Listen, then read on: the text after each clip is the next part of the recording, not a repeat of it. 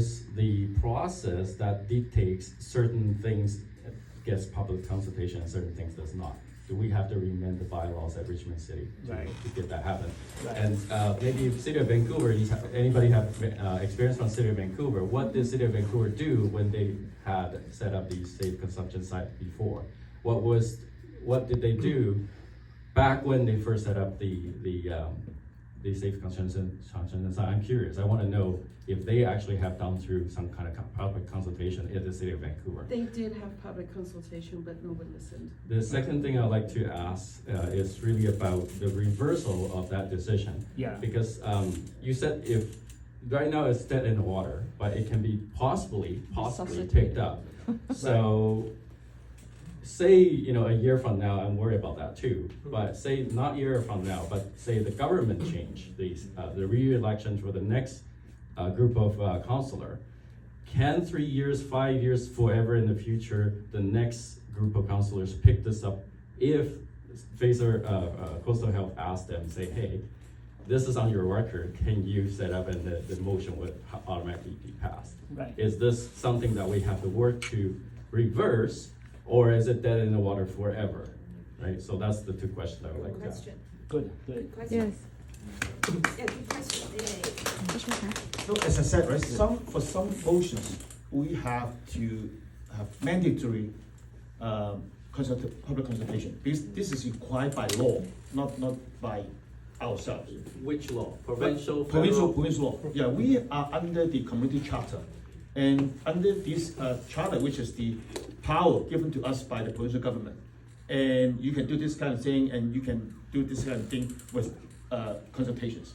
So if we need to require safe consumption site or any drug sites in any city in BC to require public consultation, that would have to be provincial level, and it cannot happen at the regional level.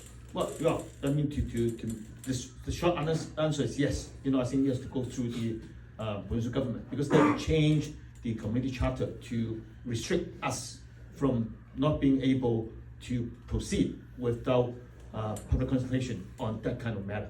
Yes, the short answer is yes. How about the motion reversal? Now, going back to what you asked about Vancouver, I remember that about 20 years ago, when they first talked about the safe injection site in Vancouver, there was a public consultation process.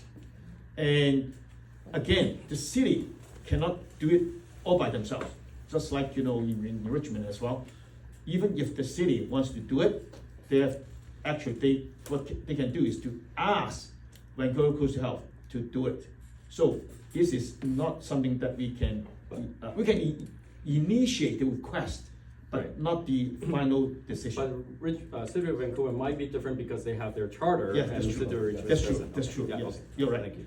Now, going back to the question about the original motion, whether or not it's still valid. As I said, technically, the motion is still valid, Yeah. right? Yeah. Technically. Because of But pass. as I said, Yeah, pass. Right. the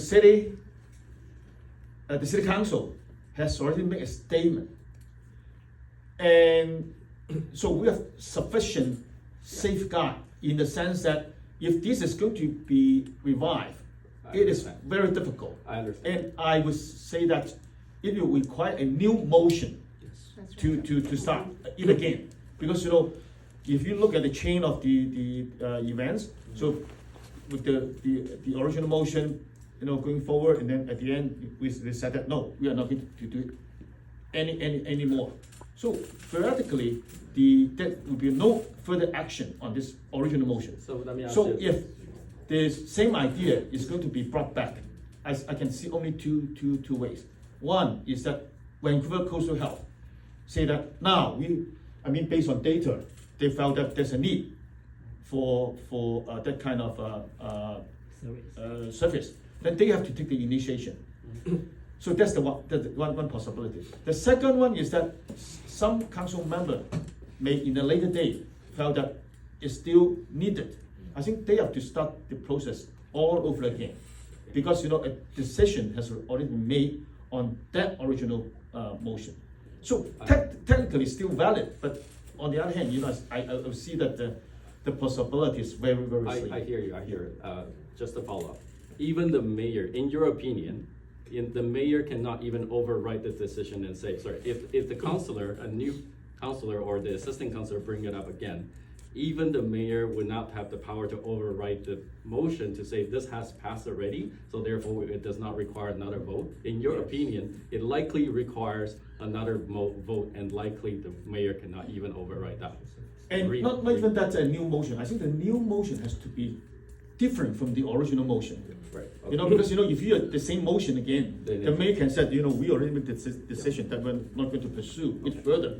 So the new motion, if there's one, has to be different Has to be substantially different from this Yeah. one. Yeah. Got it. Thank you. Yeah, I know this is No, technicality, but because we're here to hear about the process, right? Right. That's the Yeah. process I wanted. And I did ask the lawyer